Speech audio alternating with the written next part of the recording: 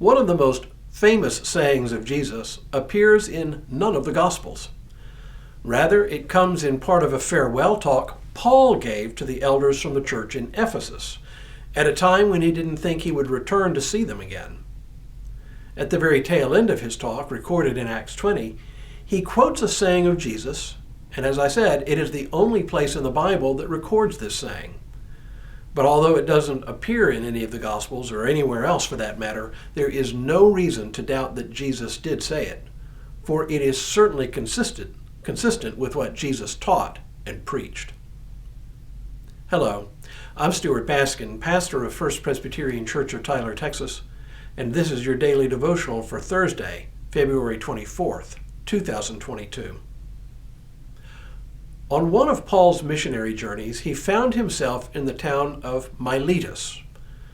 Ephesus was only about 30 or so miles to the north, and he had some parting words he wanted to say to the leaders of the church there. But instead of going to Ephesus, he sent for them, and they traveled south to Miletus to visit him. His message to them will be familiar to anyone who has read Paul's letters.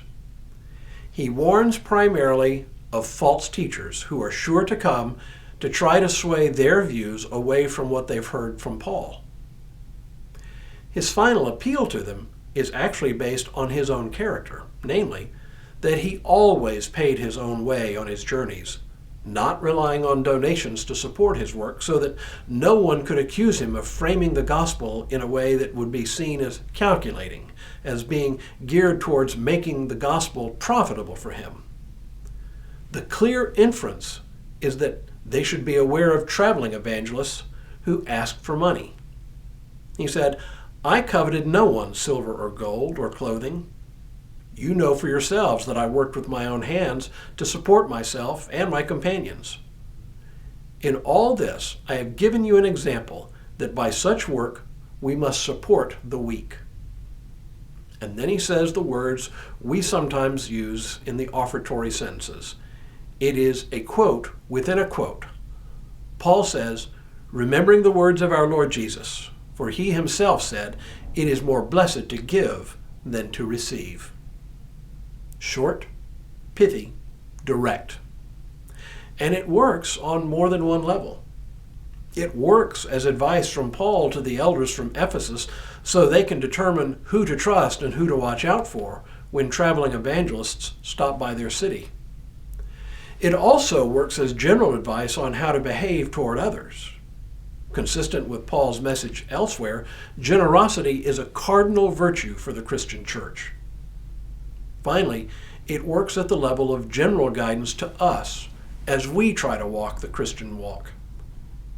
Now, one thing to notice before we're done, notice that Jesus doesn't say receiving is a bad thing. We're all on the receiving end of things from time to time. Indeed, allowing others to be generous to us is its own form of generosity sometimes. But on balance, giving is better than receiving. Not much more to say than that. So consistent with this short, pithy saying, I'll draw to an early close. Tomorrow, we look at an offertory sentence that comes not from the Bible, but from a beloved hymn. But for now, may God continue to bless you and keep you in all that you do this day and in all the days ahead.